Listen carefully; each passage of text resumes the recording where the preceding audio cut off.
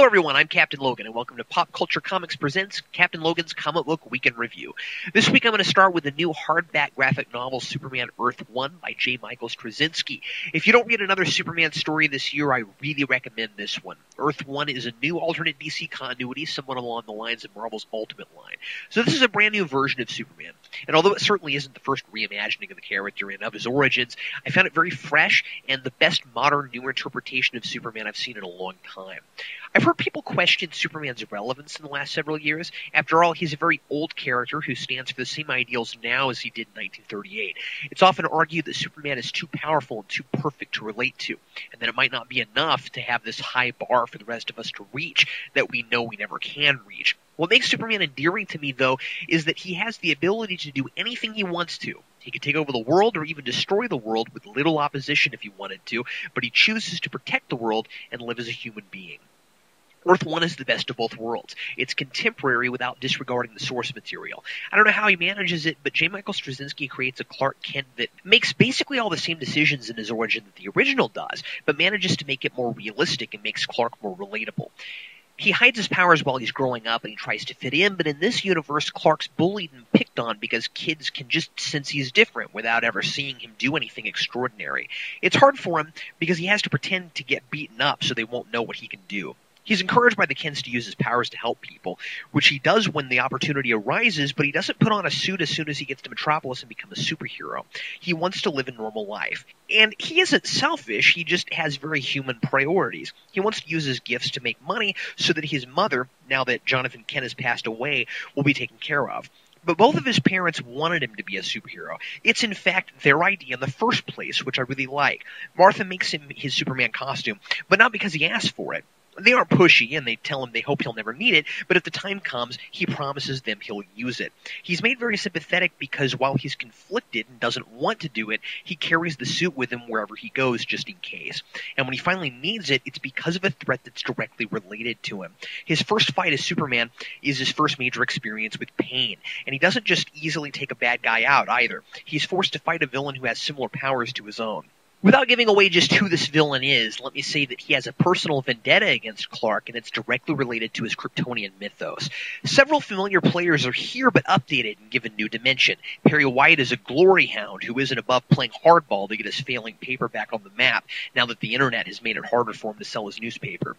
And this is now probably my favorite version of Jimmy Olsen, who believes so much in the ideal of the truth being the only thing worth dying for that he'll put his own life on the line if it means getting the perfect picture.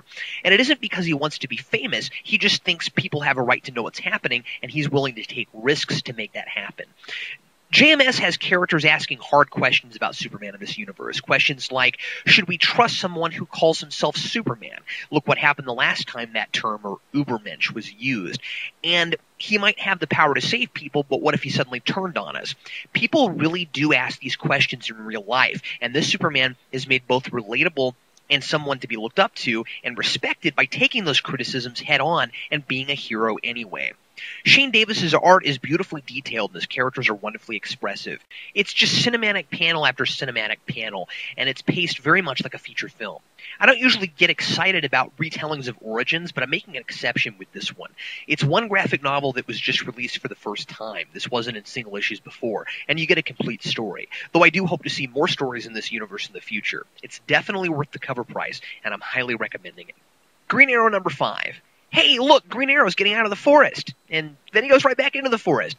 This is an action-packed issue with Green Arrow fighting lots of folks. First Nyx, who attacks him after the issues from last issue, and then a bunch of Black Lanterns in the forest. He confronts a Black Lantern version of his dad and is forced to face his own inner demons, bringing up Oliver's past and revisiting a lot of classic themes in the Green Arrow mythos. Is Oliver trying to earn redemption for his dark past, or does he fight because he's developed a killer instinct that solely drives him? And there's finally some great payoff for that White Lantern tree in the middle of the forest.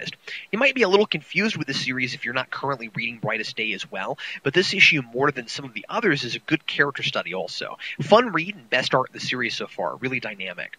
Action Comics number 894. Death herself visits Lex Luthor, and this is just tons of fun. She's a crossover from Vertigo, and I wasn't sure I'd like that, but Paul Cornell writes her expertly, and of course he knows what to do with Lex. If you're unfamiliar with her, this version of Death is just a nice teenage goth-looking chick who isn't evil or scary or anything. She's just the guide you get when you die. She's sympathetic to everyone, even Lex, and extremely patient. She even talks like she's just out of high school, like when she asks Lex, what if she could give him a continual, best-ever warm bath of awesomeness? She takes him through the stages of grief, and it's fun to watch Lex insist that he's above this process while he's clearly going through it.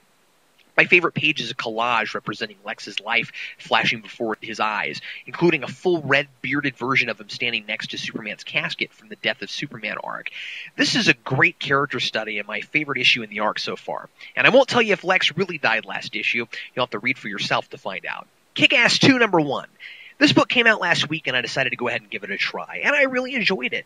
I saw the Kick-Ass movie but didn't read the first series, so I'm confident in saying that if you've at least seen the film, even though I realize there are differences between it and the comics, you won't be lost reading this.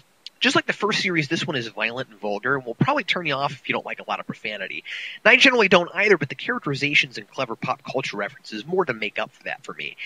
The book continues to explore the idea of people who are obsessed with comics and superheroes trying to be real superheroes. And it isn't so much what would real superheroes be like as it is what would superheroes without powers who want to manipulate the world into being a comic book really be like. Kick-Ass is trying to validate his choice to continue being a superhero, and I love his reasoning. Just because it's risky doesn't mean you shouldn't try it if it's your dream. He says, how many rock stars just settled for accountancy? How many astronauts grew up to be psychologists? That makes him relatable and interesting to me, and I imagine this will become the main theme for the book. Hit Girl is wrestling between wanting to continue being a superhero and being pressured by her family to be a normal little girl. The main thrust of the plot is a new league of superheroes being formed, and I'm already liking some of the new characters that are introduced. Very funny and very smart writing from Millar, and John Romita's art is simple and understated. I don't know if fans will find that it lives up to its predecessor, but I really enjoyed it. Fantastic Four #584.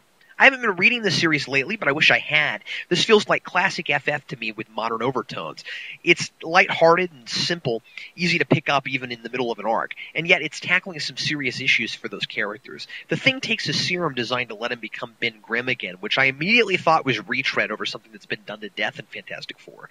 Ben always wants to be human, and then when he is, he usually discovers it's either at too high of a price, or else being the Thing is more rewarding because the good he can do outweighs the inconveniences of being the Thing. And I will criticize it for being a little overdone, but it's also done in an interesting new way that brings a whole new set of questions and concerns with it. This serum allows him to be Ben Grimm for only 1 week per year, and it seems that once he's taken it, that's it. He's human for a week a year, period. So once he's turned human, we get to see Johnny take him out to do all the things he can't do when he's the Thing. They go to a football game, they have dinner with old friends, one of whom looks suspiciously like Stan Lee, and they even play poker with the Avengers. Johnny wonders if Ben will be satisfied with his new condition. Will he be happy that he can be human once a year, or will it torture him more the rest of the time because he misses it so much? There are two other subplots happening here. One about Sue trying to reunite old Atlantis with new Atlantis, which I didn't find nearly as interesting as the last, about Reed dealing with a dead Galactus from the future. I like how dense this issue is with material. It's well-paced and easy to follow, but tons of stuff is happening. I'm not a huge Fantastic Four fan, but I was fully engaged and interested, and if you haven't read the title before, or were never sure if you'd like it, this might not be a bad jumping-on point, though I'd suggest picking up a copy of the previous issue to get the full story. This is just part 2 in a 4-issue arc, apparently leading up to the death of one of the four. It'll be interesting to see where this goes, and I plan to keep reading. Amazing Spider-Man #646. I'm really liking the way Mark Waid is handling Spider-Man, especially his dialogue. Spider-Man has always been a jokey kind of character, and Waid hits the mark with nearly every one-liner. Even with all the recent continuity surrounding the story arc, there's something very classic Spider-Man about this. I think part of that is the banter between Spidey and Doc Ock, with exchanges like when Doc Ock says, "You talk too much," and Spider-Man replies with, "You should see my Twitter feed." This is the end of a 5-part arc about various villains trying to get their hands on the infant son of Norman Osborn, believed to have Goblin's serum in his DNA, which makes him extremely valuable and useful for numerous applications. The arc is wrapped up in a logical and satisfying way, and it's a lot of fun to see Spidey grapple with both Doc Ock and the Lizard, and then Doc Ock and the Lizard going at it toward the end. I haven't regularly been reading Spider-Man for a long time, and this is more fun than I've had with Amazing in a while.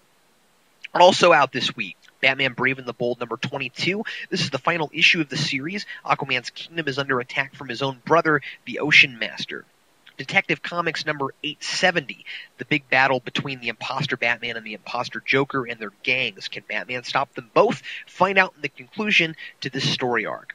And then from Marvel, we have Avengers number 6. This is still one of my favorite series, and this is the end of the first arc about Ultron's war with Kang and the chaos it causes to the time stream.